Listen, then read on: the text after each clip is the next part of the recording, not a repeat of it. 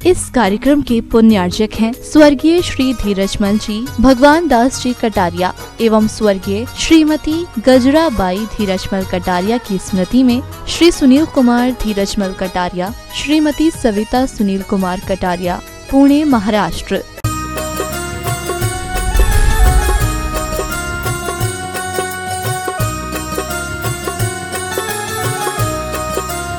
श्री आदिनाथ भगवान की जय जय जय। बोले श्री चंदा प्रभु भगवान की जय जय जय। बोले चिंतामणि पार्श्वनाथ भगवान की। बोले संत शिरोमणि गुरुआचार्य श्री विद्यासागर जी महाराज की जय जय जय। बोले परम पूज्य मुनि श्री 108 प्रमाण सागर जी महाराज की। बोले परम पूज्य मुनि श्री 108 अरे सागर जी महाराज की। सत्य और संस्कृति का सजा भव्य वितान कदम मिलाकर चल पड़े। धर्म और विज्ञान, आत्म विकास का दिव्य सदन, जैन सिद्धांतों की वैज्ञानिक प्रयोगशाला, जहाँ बोलेगा समोश्रण और जहाँ पंचायतन शैली में अद्भुत अतिशयकारी जिनालय ज्ञान मंदिर का निर्माण हो रहा है।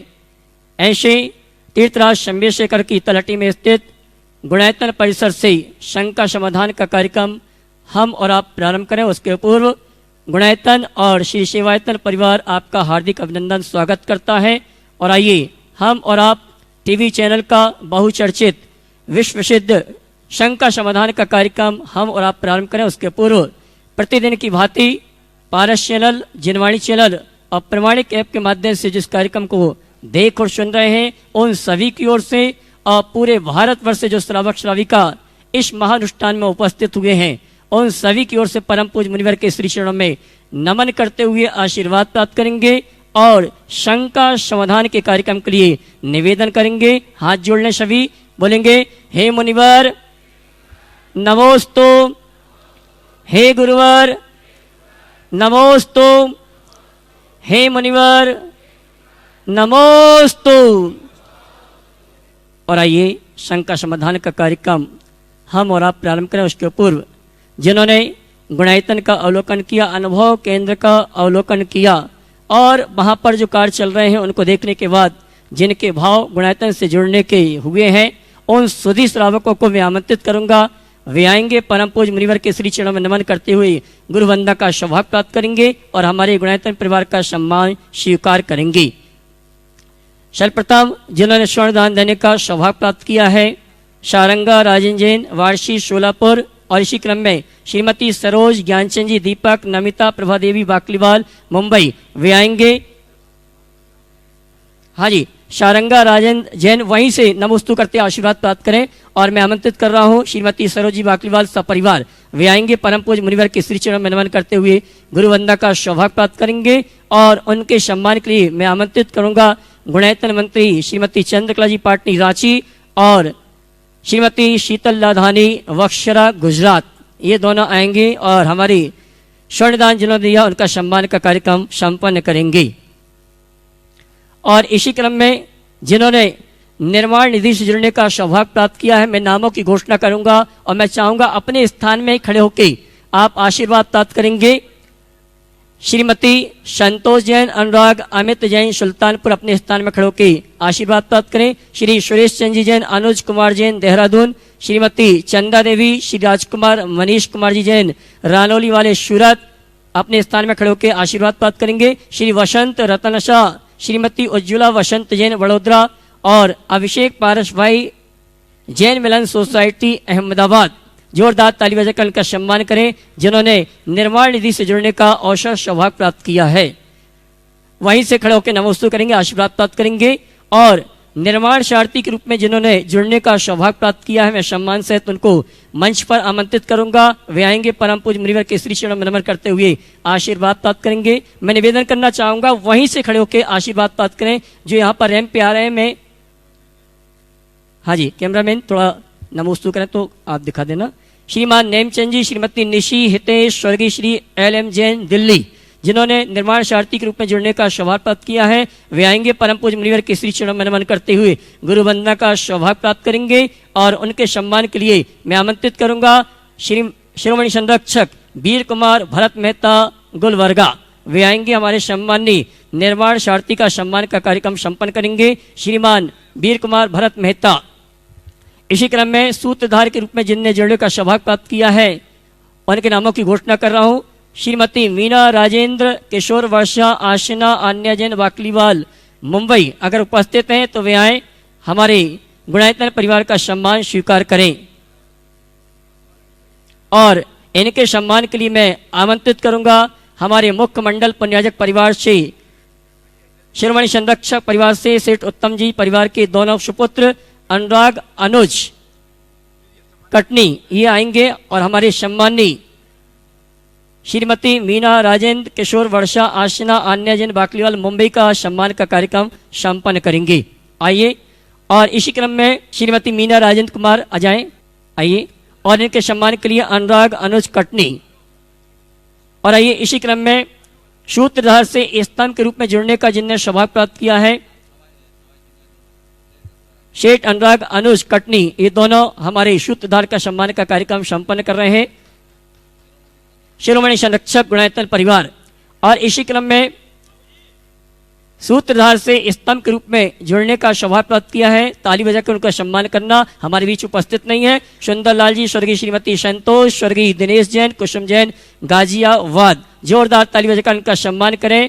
और गुणायतन से जिनने विशेष रूप से जुड़ने का सौभाग्य प्राप्त किया है और इनके सम्मान के लिए मैं आमंत्रित करूंगा अतुल भैया, सम्मान का कार्यक्रम संपन्न करें। और आइए ललितपुर से वो श्रावक परिवार जिन्होंने गुणायतन से विशेष रूप से जुड़ने का अवसर सौभाग्य प्राप्त किया है, मैं सम्मान सहित आपकी तालियों का सम्मान चाहूंगा और आमंत्रित करूंगा श्रीमती सुशीला जी, मनोज, संजीव, दीपक, लकी, अनिकेत, साहिल, मयंक, सुधीर जैन ललितपुर, जिन्होंने गुणायतन से विशेष रूप से जुड़ने का सौभाग्य प्राप्त किया है।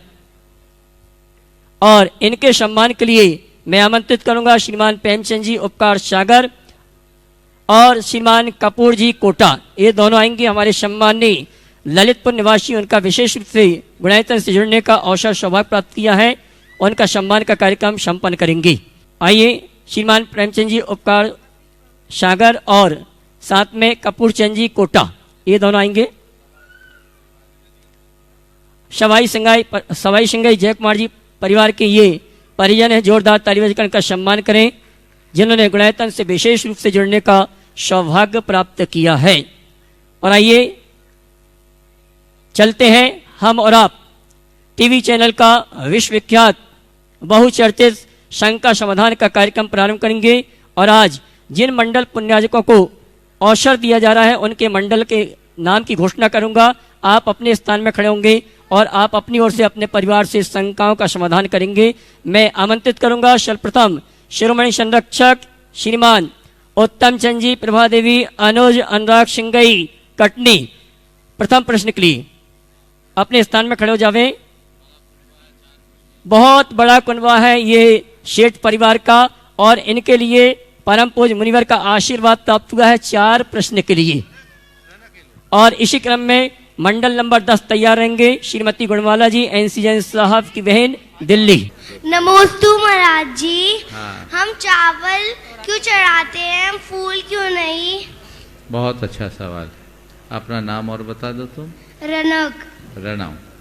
देखो, हम भगवान के सामने अक्षत इसलिए चढ़ाते हैं कि अक्षत की 2 विशेषता है।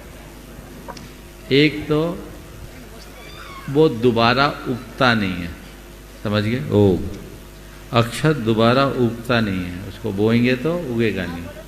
दूसरा, वो उसके ऊपर का कवर हटा हुआ होता है, समझ गए?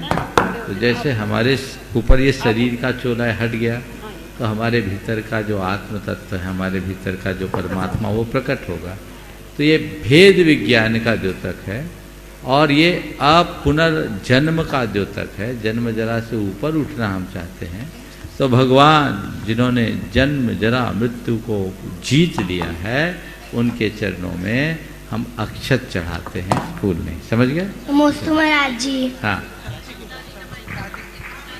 जोर बोलो। दूसरा, वो उसके ऊपर का कवर हटा हुआ होता है, समझ गए? तो जैसे हमारे ऊपर ये शरीर का चोला हट गया तो हमारे भीतर का जो आत्म तत्व है, हमारे भीतर का जो परमात्मा, वो प्रकट होगा। तो ये भेद विज्ञान का द्योतक है और ये पुनर्जन्म का द्योतक है। जन्म जरा से ऊपर उठना हम चाहते हैं, तो भगवान जिन्होंने जन्म जरा मृत्यु को जीत लिया है, उनके चरणों में हम अक्षत चढ़ाते हैं, फूल नहीं। समझ गए? नमोस्तु महाराज जी। हाँ, जो बोलो दूसरा। हाँ, हे भगवान नमोस्तु बच्चे और नमोस्तु बूढ़े। नमोस्तु। ठीक है। हे भगवान, ये प्रश्न मेरा नहीं है, मगर मेरे परिवार के कुछ सदस्यों का है। हाँ, कि चतुर निकाय के देव होते हैं, उनको देव संज्ञा है, और अरहंत देव को अपन देव शास्त्र गुरु की पूजा करते, तो बोले वो उन देव में और इन देव में कोई क्या अंतर है, उनको आप सरलता से समझा दीजिए। बहुत अच्छा। देव शब्द के दो अलग अलग अर्थ है। जो दिव्य निधियों से कीड़ा करे वो देव, दिव्यंते कीड़यंते सदेवा। जो कीड़ा रत रहते वे देव हैं, और ऐसे देव चतुर्निकाय के देव होते हैं। और देव का दूसरा अर्थ, जो दे दी धम्मम अर्थम कामम मोक्षम च, जो हमें धर्म अर्थ काम और मोक्ष दे, वो देव। तो हमारे बीच राग देव अरहंत परमात्मा हमारे लिए धर्म अर्थ काम मोक्ष चारों पुरुषार्थ प्रदान करते हैं। इसलिए न कि केवल वे देव हैं, अपितु जिन्हें हम देव कहते वे भी उनकी चरणों की सेवा करते हैं, इसलिए देवाधि देव। समझ गया? नमस्ते महाराज हाँ। जी। महाराज जी, युवाओं को और अपने बच्चों को आगे बढ़ाने के लिए पेरेंट्स और क्या उपाय करें? बहुत अच्छा। युवाओं और बच्चों को, आने वाली पीढ़ियों को आगे बढ़ाने के लिए क्या करना चाहिए? ऐसे ही समय समय पर बड़े बड़े धार्मिक आयोजन करके जन बच्चों के साथ आना चाहिए। देखिए कितना अच्छा उत्साह है। बहुत सारे लोगों ने मंडल लिए, लेकिन ये मंडल ऐसा है जिसमें 4 पीढ़ी तो मुझे दिख रही है, शायद 5वीं भी हो सकती है। 4 ही है कि 5वीं भी है? 4 पीढ़ी, हर उम्र के लोग, ज्यादातर सीनियर सिटीजन मिलेंगे। लेकिन मैं आप सबसे पुनः कहता हूं, आप चाहते हैं कि हमारी पीढ़ियों में धर्म का अनुराग बना रहे, तो धार्मिक आयोजनों में अपने साथ उन्हें जोड़ना शुरू करें। जो बचपन से जुड़ जाते हैं वे कभी बिछुड़ते नहीं। आज जिनके बच्चे हो गए, मैं उन सबको जानता हूँ, अनुराग आलोक वगैरह को, वो बच्चे थे, अब बच्चे वाले हो गए, लेकिन बचपन में जुड़े, इसलिए आज वो अपने बच्चों को भी जोड़ रहे हैं। तो शुरुआत ये होनी चाहिए। ज़्यादातर देखने में ये आता है कि माँ बाप अपने बच्चों की पढ़ाई लिखाई के ऊपर इतनी ज़्यादा प्रमुखता दे देते हैं कि बाकी सब बातें गौण हो जाती हैं। पढ़ाई लिखाई होनी चाहिए, उसमें प्रमुखता भी होनी चाहिए, लेकिन इतनी प्रमुखता नहीं कि बाकी सब चीज़ें छूट जाए। उन्हें जगाइए। और मैं अक्सर कहता हूँ, बच्चों के हृदय में 4 बातें बिल्कुल पेट से भर देनी चाहिए, जन्म से नहीं, पेट से। वो है पाप का डर, फिर संवेदनशीलता, धर्म की महिमा और अपने कुल का गौरव। ये बच्चों के हृदय में बचपन से बैठ जाए तो बड़ा होने के बाद उन्हें कहना नहीं पड़ेगा कि बेटा मंदिर जाओ, माला फेरो, या ये कर्म करो या वो कर्म करो। वह स्वप्रेरणा से करेंगे और जीवन को आगे बढ़ा सकेंगे। इसलिए हमें बच्चों को आदेश नहीं, आदर्श देना चाहिए। हम लोग आदेश देते हैं, ये करो वो करो वो करो, नहीं। उनके सामने एक ऐसा आदर्श उपस्थित करे कि बच्चे खुद खींचे चले आए।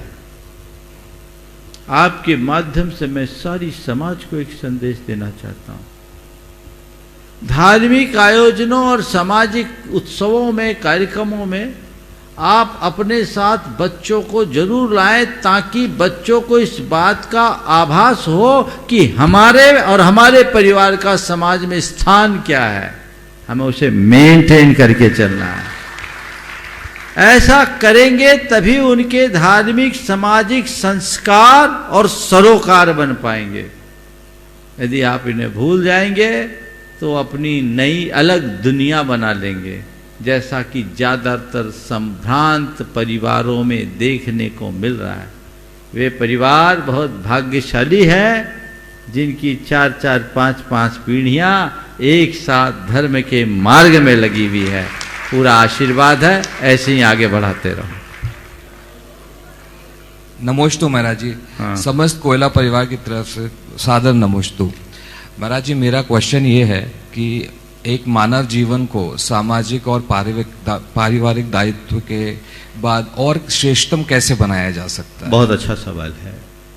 सामाजिक और पारिवारिक दायित्वों के साथ मानव जीवन को श्रेष्ठतम कैसे बनाया जाए? स्वयं के उत्तरदायित्व को पूरा करके, स्वयं के प्रति जो उत्तरदायित्व से निभाएं, और वह है मनुष्य की आध्यात्मिक उन्नति। अपनी जिम्मेदारियां पूरी करो, पारिवारिक सामाजिक जो भी व्यवस्थाएं उसे पूरी करो, और धर्म के रथ पर सवार होकर अपने अंतिम लक्ष्य की तरफ बढ़ो। त्याग, संयम, व्रत, आराधन में अपना जीवन बिताते हुए अंत संलेखना समाधि पूर्वक करो। बहुत जल्दी बेड़ा पार होगा। नर भाव का सार यही होगा। हर किसी को यही भाव रखना चाहिए।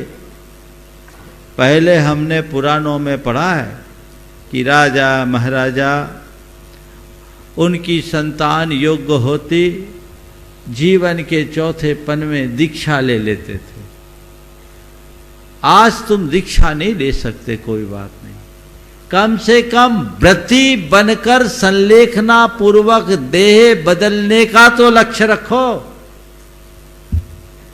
पहले से ऐसा लक्ष्य लेकर जो चलते हैं वे ही ऐसा सौभाग्य पाते हैं, अन्यथा लोग अस्पतालों में आहें भरते हुए मरते हैं। मैं आप सबसे कहता हूं, लक्ष्य बनाओ, मुझे मरना नहीं है। क्या बोल रहा हूं? मुझे मरना नहीं है, भेद ज्ञान के साथ देह परिवर्तन करना है। ये लक्ष्य लेकर के चलोगे तभी अपने नर भाव को सार्थक बनाया जा सकेगा। नमोस्तु महाराज जी। नमोस्तु महाराज जी। मंडल नंबर 10 श्रीमती गुणमाला जी NCN साहब दिल्ली, उसके बाद तैयार रहेंगे। मंडल नंबर 11 गुणायतन ट्रस्टी श्रीमान जिनेन्द्र कुमार, श्रीमती रश्मि आदित्य नितिन जैन, नोएडा। मुनि द्वे के चरणों में मंडल नंबर 10 की तरफ से मैं, मेरी बहन गुणमाला और इंदिरा सभी की तरफ से 3 बार नमोस्तु गुरुवर। अब प्रश्न ही हमारी बहन करेगी। मुनि श्री के चरणों में नमोस्तु नमोस्तु नमोस्तु। ओ बोलिए। एक से दूसरे, दूसरे से तीसरे में ट्रांसफर। मुनि श्री, मेरी जिज्ञासा यह है कि यदि कोई व्यक्ति या समाज या परिवार के कोई धार्मिक कार्य का संकल्प लेता है और उस कार्य को करने में विलंब होता है या उस कार्य को नहीं करने के लिए भाव होते हैं, तो उसमें उस व्यक्ति या परिवार समाज को कौन सा पाप का कर्म उदय है? और जिस व्यक्ति ने संकल्प दिलाया है उस व्यक्ति पर क्या प्रभाव होता है कि उसके द्वारा दिलाया गया संकल्प पूर्ण नहीं हो रहा है? जिस व्यक्ति परिवार ने संकल्प लिया है उस संकल्प को पूर्ण करने के लिए क्या करें? वह संकल्प पूर्ण हो नहीं सके। देखिए, आपका प्रश्न लंबा है और जितना मैंने सार समझा उसे समेट कर आपकी बात का उत्तर दूंगा।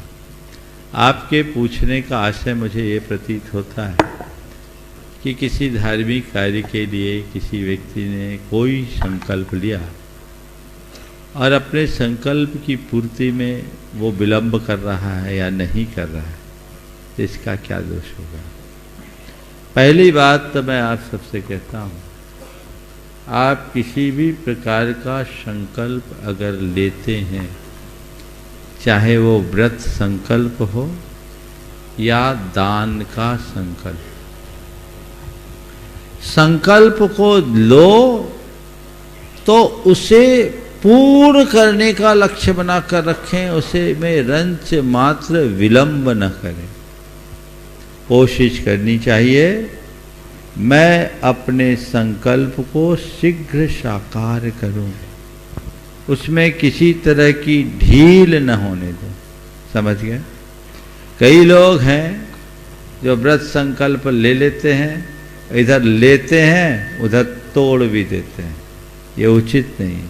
इसी तरह बहुत सारे लोग हैं दान आदि का संकल्प ले लेते हैं और बाद में भूल जाते हैं, ये महान अनर्थ है।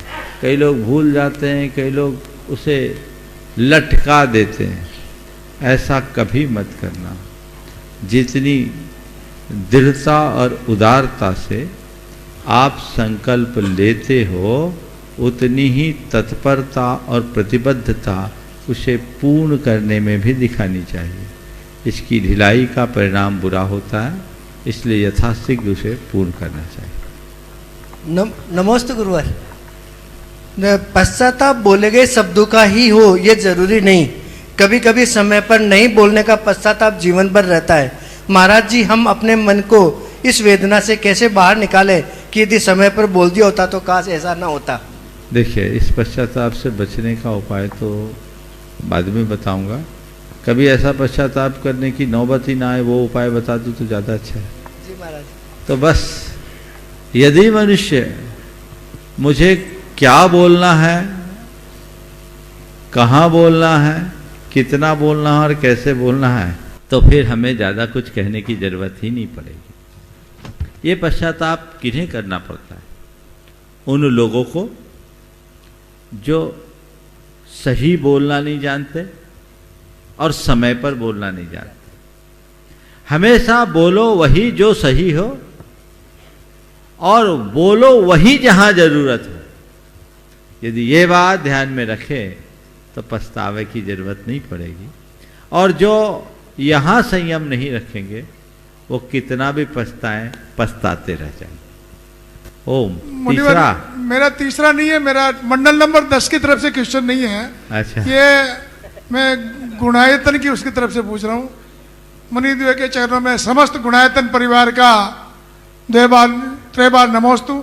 गुरुवर, अभी सिद्ध चंद्र मंडल विधान चल रहा है, कई लोगों से रोज मिलना जुलना होता है, कई पुराने नए लोग आ रहे हैं।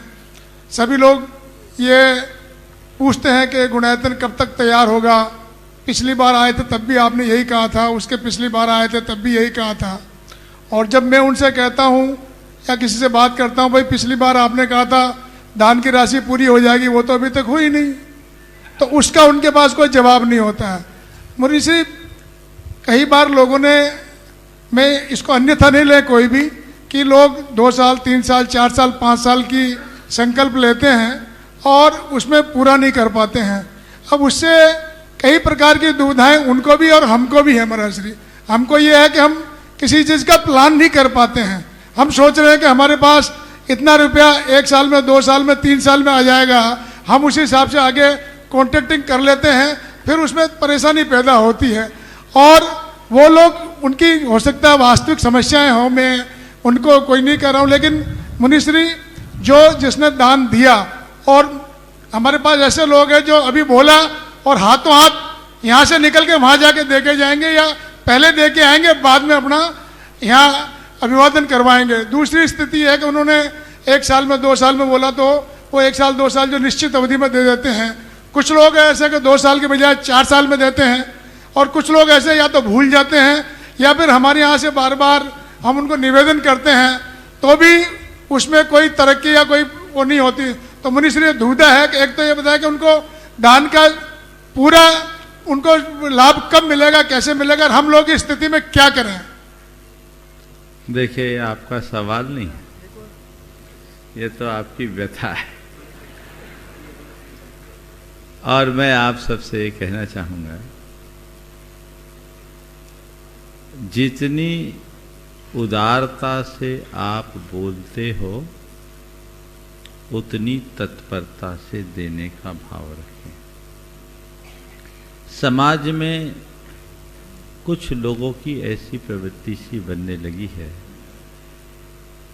कि वे दान की घोषणा तो कर देते हैं, देते नहीं। ऐसा करके वे अपने जीवन के साथ एक बहुत बड़ा अनर्थ कर लेते हैं। हमें ऐसे कृत्यों से पूरी तरह बचना चाहिए। हमने दान बोला तो जो राशि हमने बोल दी वो हमारे सिर का एक बोझ बन गया।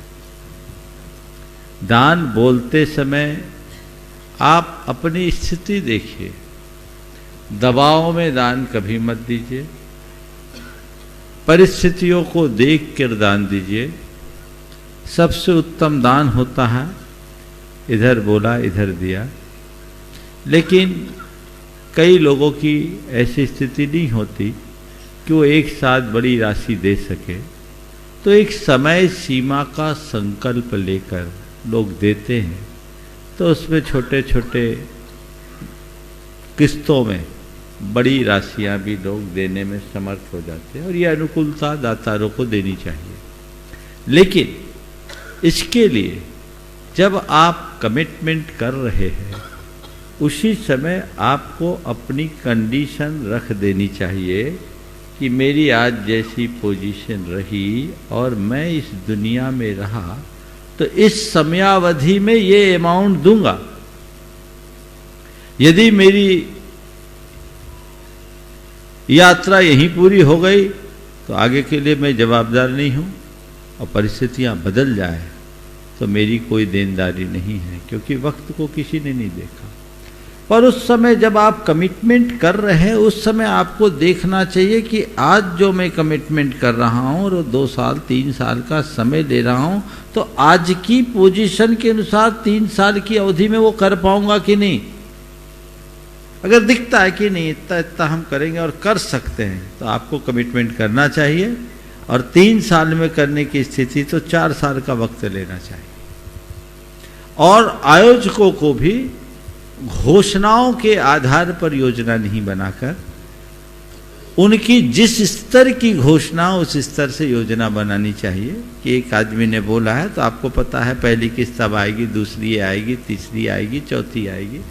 उसी अनुपात से आप अपने खर्च के कार्यक्रम को बनाइए और अपनी परियोजना को गति दीजिए, तो इसमें कहीं कठिनाई नहीं होगी। और ज़्यादातर लोग ऐसा करते हैं। पर हाँ, जैसा आपने बोला, निश्चित आपका ही नहीं, पूरे देश के सभी धार्मिक संस्थाओं के प्रमुखों का ये अनुभव है कि बहुत जगह लोग बोल देते हैं, बस बोल देते हैं, देते नहीं। 10-10 साल 15-15 साल हो जाते हैं। ऐसा करके वे लोग नहीं जानते कि अपने साथ कितना बड़ा धोखा कर रहे हैं। एक बहुत बड़ा धोखा है, छलावा है। ऐसा मत करो। तुम किसके आगे कमिटमेंट किए हो? देव, गुरु और धर्म के आगे जो संकल्प लिया है उसे तो जितनी जल्दी संभव है पूरा करो। एक भाई जो कुछ ओवर एस्टिमेट काम कर लिए, ओवर एस्टिमेट काम करने का परिणाम तो बुरा होता ही है, मैं अक्सर कहता हूं। अब उसका काम सब हैंग हो गया। इसी बीच उसकी कई जगह धर्मायतनों के लिए कमिटमेंट्स थे। एक दिन मेरे पास आया, उसने अपनी परेशानी कहते हुए कहा, महाराज क्या करूं, सब काम ठप सा हो गया, सारे हाथ बंध गए, अब क्या करूं। मैं जहाँ पर था वहाँ एक मंदिर बन रहा था, वहाँ भी उसकी एक बड़ी कमिटमेंट थी।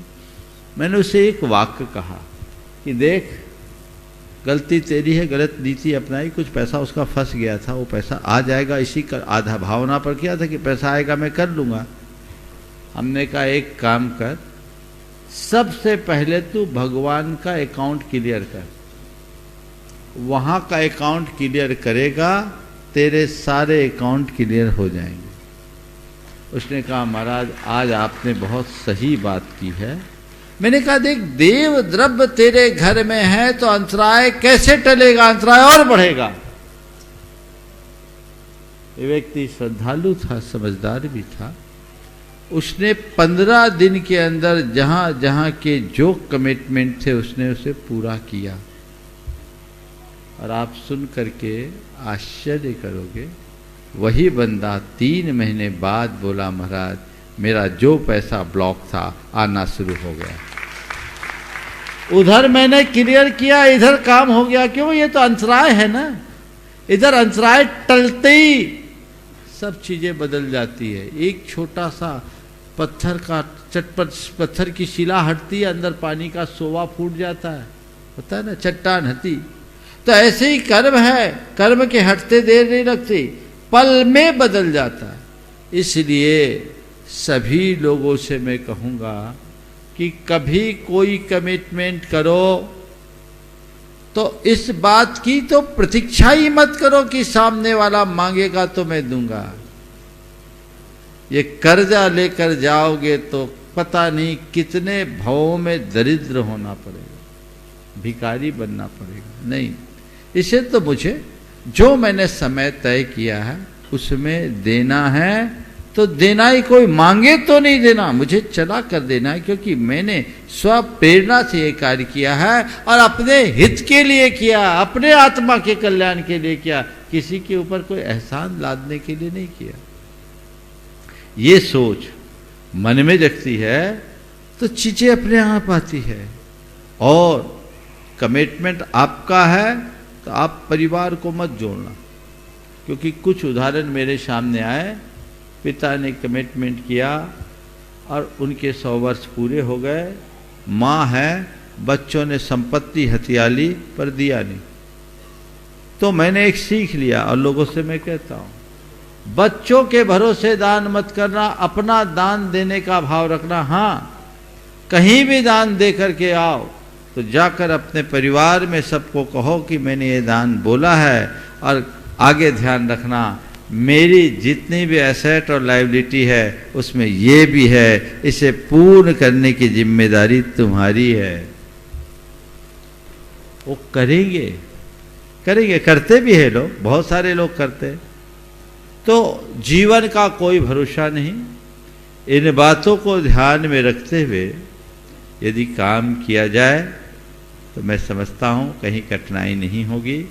और लोगों को भी इस पर बहुत गंभीर होना चाहिए। देवद्रव्य और निर्माल्य के दोष बहुत गहरे बताए गए हैं, इनको आप ध्यान में रखिए, इन्हें हल्केपन में मत लीजिए, आगे चला कर कीजिए। कई जगह मंदिरों के पंचकल्याणक में लोग भाग लिए और सौधर्मेंद्र भी बन गए और 20-20 बरस हो गए, पैसे ही नहीं दिए। मैं एक स्थान में था, वहाँ हमारे सानिध्य में पंचकल्याणक हुआ और 12 बरस पहले एक पंचकल्याणक और हुआ था। लोगों ने बोला महाराज पिछले पंचकल्याणक का रुपया नहीं है। और मजे की बात, इस पंचकल्याणक में वही लोग बड़ी बड़ी बोली ले रहे जिनका पुराना बकाया। अरे भाई कहाँ पुण्य, कैसे फलेगा? यहां उधारी, जिनेंद्र भगवान को विराजमान करे उधार में, तो उधार कहाँ होगा? तो दान आदि करते समय बहुत ही तत्परता का ख्याल रखना चाहिए और उसी अनुरूप कार्य करना चाहिए। बस अब 2 मंडल नंबर 11 गणतंत्र ट्रस्टी श्रीमान जिनेंद्र कुमार जी, श्रीमती रश्मि जैन, आदित्य विद्य जैन नोएडा और श्रीमान एस टी जैन साहब गुना।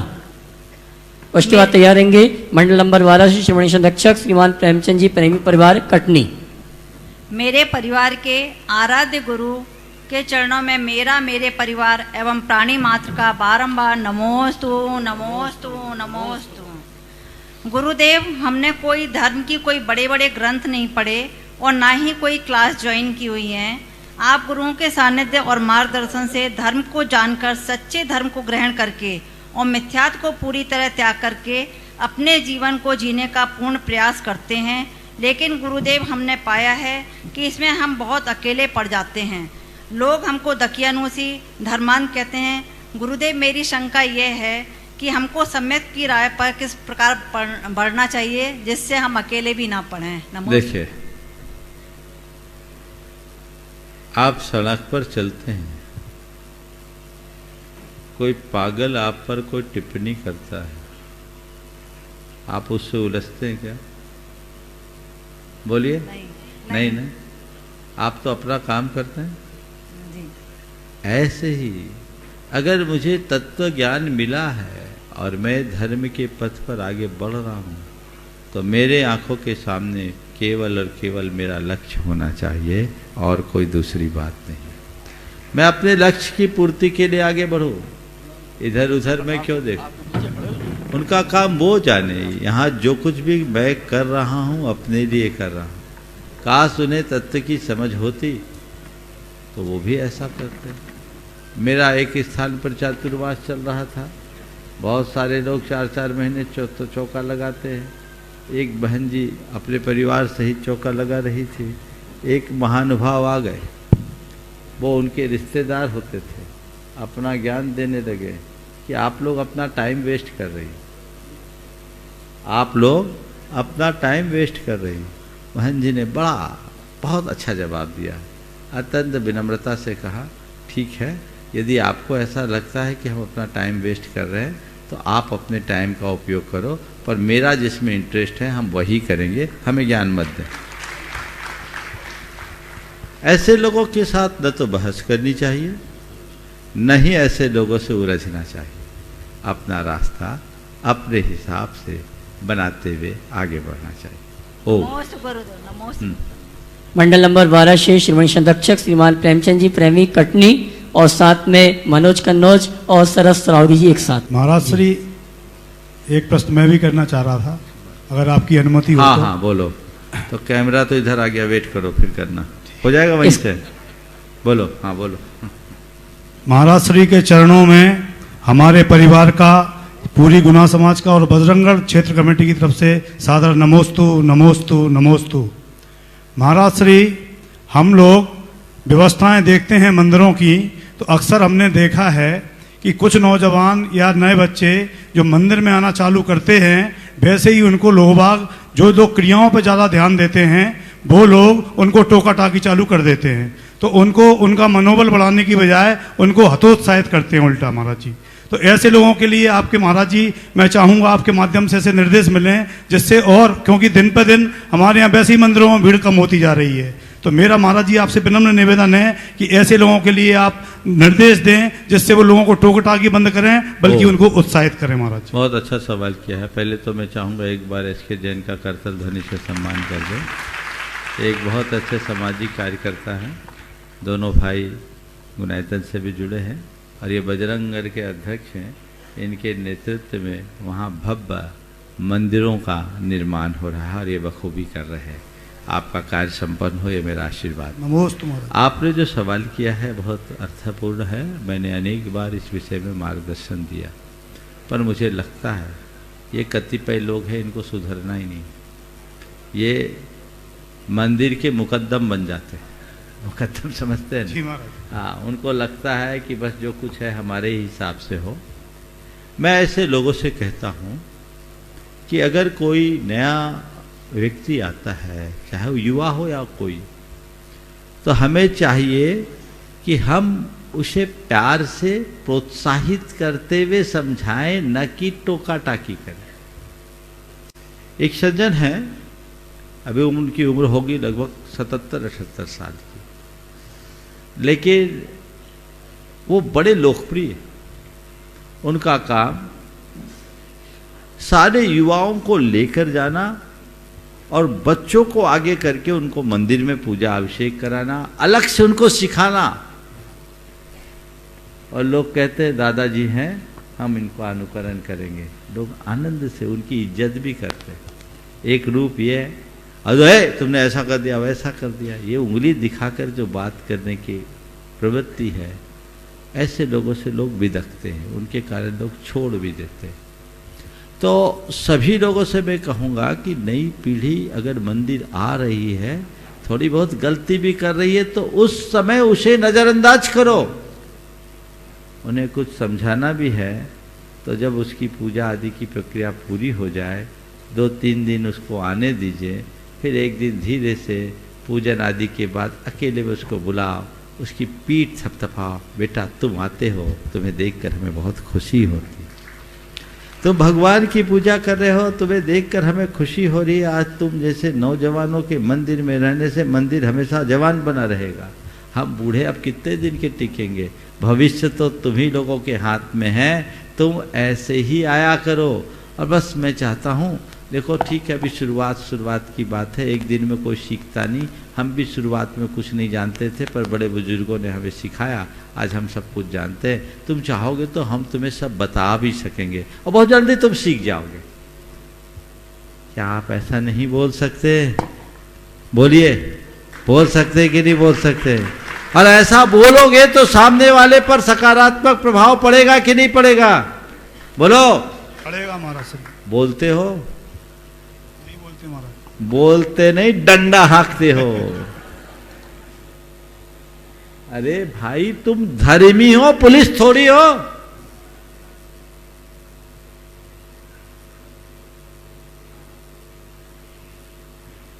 अपने बात को ध्यान में रखो। इन सब चीजों को जो ध्यान में रखते हैं वे ही आगे बढ़ते हैं। गुरुदेव का एक हाइकू है, दादा बने हो दादागिरी न करो। दादा बने हो दादागिरी न करो। नीचे की लाइन भूल रहा हूं, तीसरी लाइन, दादा बने हो दादागिरी न करो,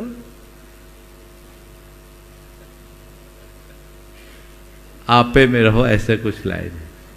हाँ, दायरे में रहो। हाँ, दादा बने हो दादागिरी न करो, दायरे में रहो। तो भैया तुम बड़े हो तो तुम अपना दबदबा मत दिखाओ, अपने बड़प्पन का परिचय दो, ताकि सामने वाला खुद तुम्हारा कायल बन जाए और तुमसे सीख कर तुम्हें अपना आदर्श बनाए। तो ऐसा करे। और दूसरा, कुछ जगह हमने एक व्यवस्था बदली। एक स्थान पर मैं था, वहाँ ये समस्या थी, 2-3 महाशय के कारण सब बिलखते थे, वहाँ एक ही बार अभिषेक होता था। हमने कहा रोज का झमेला, ये आदमी सुधरेगा नहीं। तो हमने क्या किया, 3 बेदियाँ थी 3 तल्ले में, हमने उसके तल्ले को छोड़ दिया और ऊपर नीचे का अलग टाइम बना दिया और कहा सब युवा यहाँ करें। और वहाँ बहुत अच्छे, सब वहाँ भीड़ लगी रहती, वहाँ वो 3-4 है, 5वां कोई ढूकता नहीं, कौन जाए उनका सामना करने। लोग सोचते सवेरे सवेरे दिमाग खराब क्यों करो, हम तो भाव की शुद्धि करने के लिए आते। तो फिर एक उपाय ये है कि यदि वो नहीं सुधरे तो हम अपना रास्ता बदल ले। हमारा धर्म हमें ये सिखाता है, किसी से उलझो मत, अपना रास्ता बदल लो। जिस वेदी में कोई झमेला नहीं, वहीं हम अपना काम करें। नमोस्तु महाराज श्री। मंडल नंबर 12 से श्रोणी संरक्षक श्रीमान प्रेमचंद जी, प्रेमी रमेश जी, दिनेश जी, महेंद्र जी, संजय जी, अरियन जी, अक्षय जी, हितंकर जी, समस्त कटनी परिवार और साथ में मनोज कन्नौज और सरस रौगी। उसके बाद तैयार रहेंगे मंडल नंबर 14 से एक व्यक्ति का नाम लो, पूरे कुनबे का नाम। अरविंद जी राजा, जबलपुर। हाँ, मुनि श्री के चरणों में बारंबार नमोस्तु।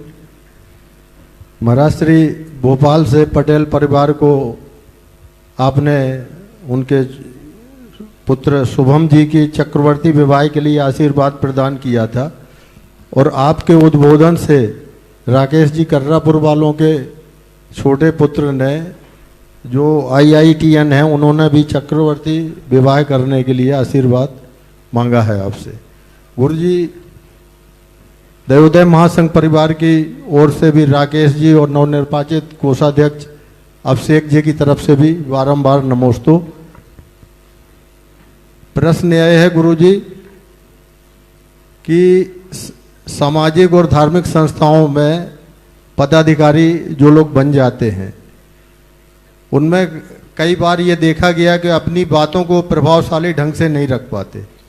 तो इसके लिए मार्गदर्शन दें, कैसे अपनी बात को रखना चाहिए जिससे संस्था का अहित न हो किसी प्रकार से। देखिए, पहले तो मैं उन सबको आशीर्वाद दूंगा जो चक्रवर्ती विवाह के लिए आगे आए हैं। और मैं आप सबकी जानकारी के लिए कहूँगा कि आने वाले 4 और 5 दिसंबर को इनके भतीजे का भी चक्रवर्ती विवाह यहीं सम्मेद से कर दिया। जी गुरु जी।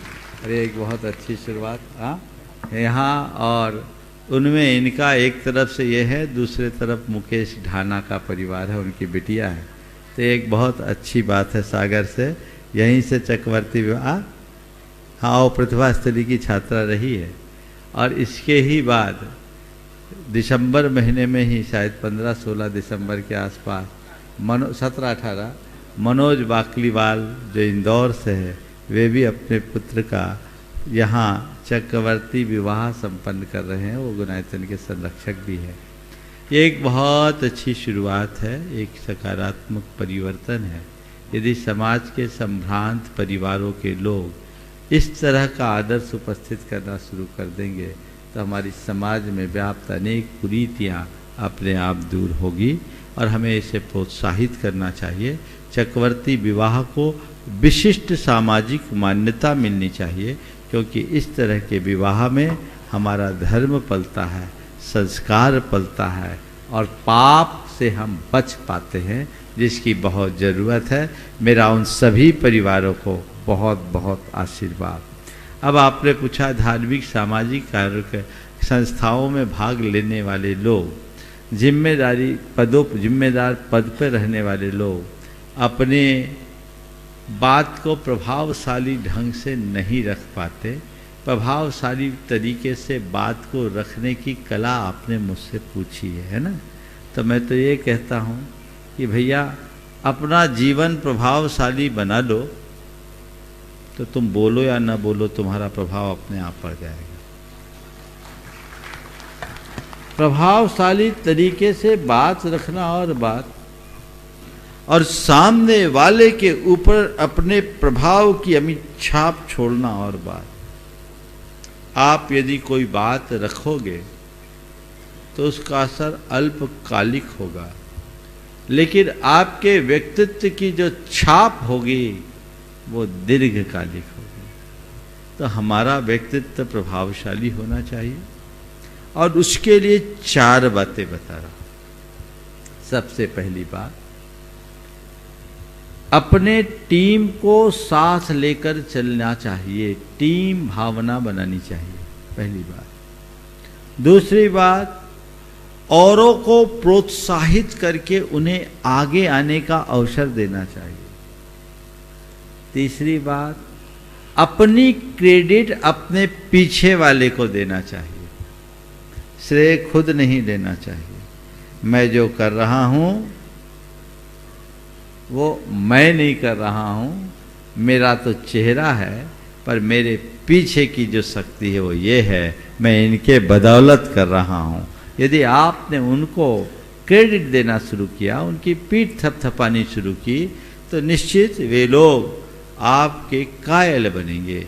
और चौथी बात, अपने कार्य को जवाबदेही के साथ प्रतिबद्धता पूर्वक करना चाहिए, पूर्ण जवाबदेही के साथ, और प्रतिबद्धता एक कमिटमेंट की तरह लेनी चाहिए।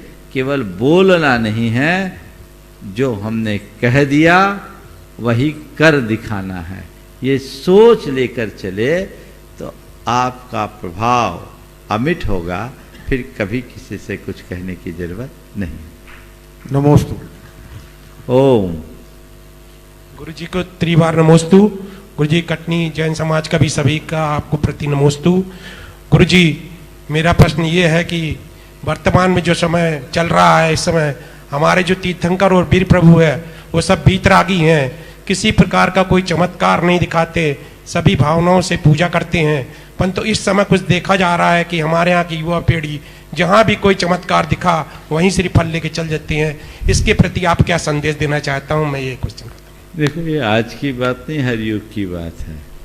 मैं तो एक ही बात कहता हूँ, यदि इस तरह चमत्कारों से दुनिया के काम होते होते तो दुनिया में इतनी समस्याएं क्यों होती।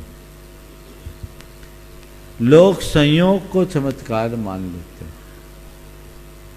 मैं इन पर बिल्कुल भरोसा नहीं करता, और न ही हमें ऐसे बातों पर रंच मात्र भरोसा करना चाहिए। विज्ञान और टेक्नोलॉजी का युग है।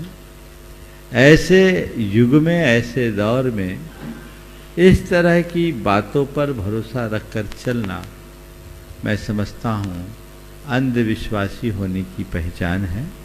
और ऐसे अंधविश्वासी लोग कभी अपना कल्याण नहीं कर सकते।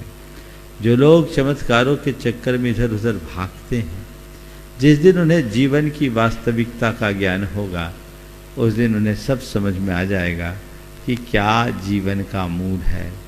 मैं लोगों से यही कहना चाहूँगा कि चमत्कारों के पीछे भागने की जगह अपने व्यक्तित्व को चमकाना शुरू कर दो, दुनिया तुम्हारे पीछे भागेगी। तुम अभी चमत्कारों के पीछे भाग रहे हो, अपने व्यक्तित्व को इतना चमका लो कि दुनिया तुम्हारे पीछे भागने को पागल हो उठे।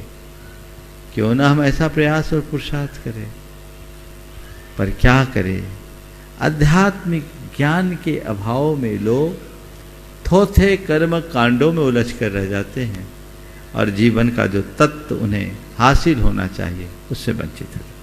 मंडल नंबर 14 से गुणायतन ट्रस्टी श्री अरविंद जी राजा जबलपुर, और उसके बाद तैयार रहेंगे मंडल नंबर 16, 18 से श्री शीतरमल जी कमलेश जी सावला कोटा।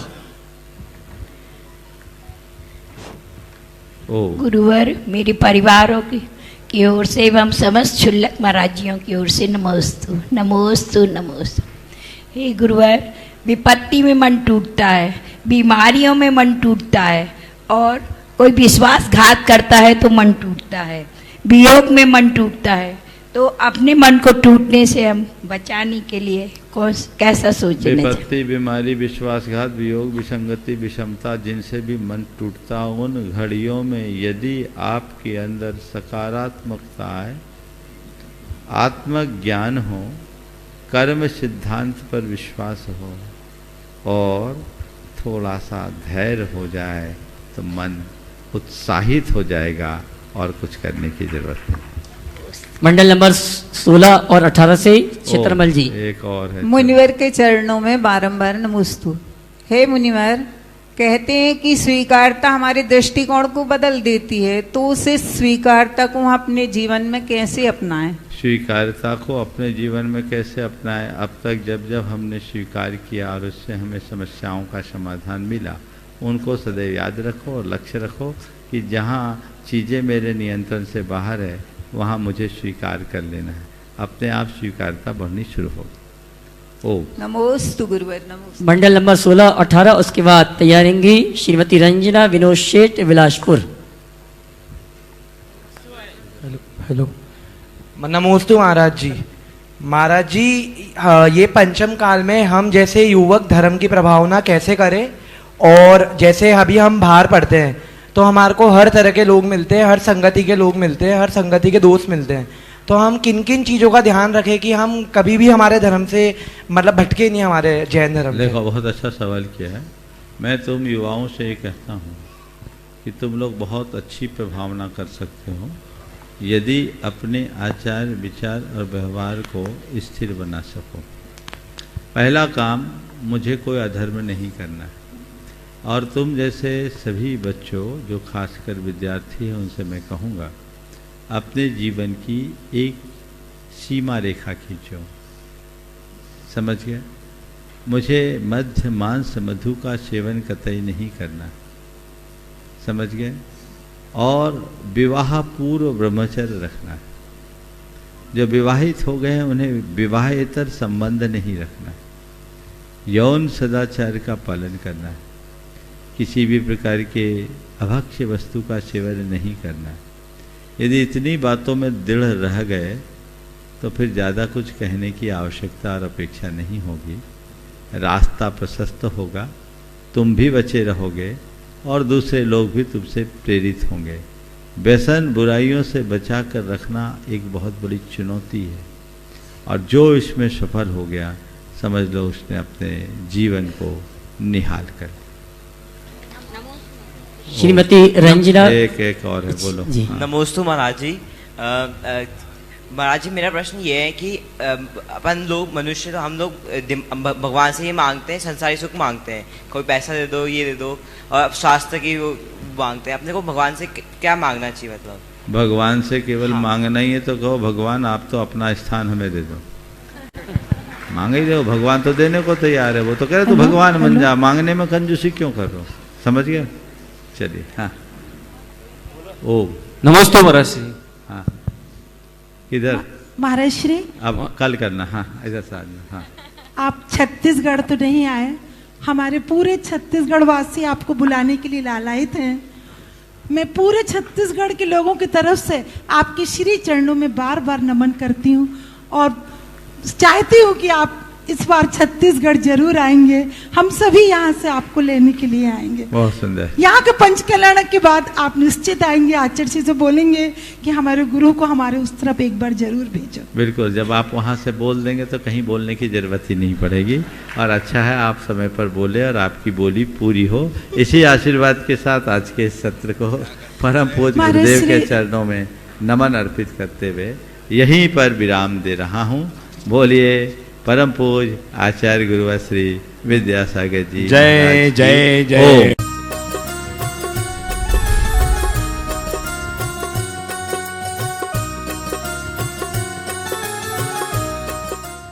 इस कार्यक्रम के पुण्यार्जक थे स्वर्गीय श्री धीरजमल जी, भगवान दास जी कटारिया एवं स्वर्गीय श्रीमती गजराबाई धीरजमल कटारिया की स्मृति में श्री सुनील कुमार धीरजमल कटारिया, श्रीमती सविता सुनील कुमार कटारिया, पुणे महाराष्ट्र।